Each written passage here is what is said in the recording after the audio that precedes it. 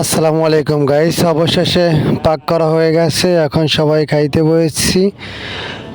এই যে আমার বসরা খাচ্ছে, তো বসকে খাইতে দিচ্ছি। ভাই ব্রাদার বাইরা খাচ্ছে। তো বসরা বলতেছে পাকটা অনেক সুন্দর হয়েছে, ভালো হয়েছে, কে পাক করেছে। তো আমি সবাইকে বলছি আমার নামটা কেউ বলবা না, তারপর আমার নামটা বলেছে। তো বসটা বলতেছে পাক অনেক সুন্দর হয়েছে, অনেক ভালো হয়েছে খাবারটা।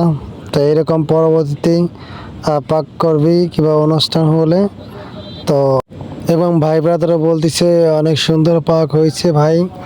তো সবাই পেট ভরেই খাচ্ছে, আর আমি ঘুরে ঘুরে সব জায়গায় দেখতেছি যে ভাই ব্রাদার কিছু লাগে নাকি, আর কোনো টেবিলে কি কোনো কমতি কিছু হচ্ছে নাকি।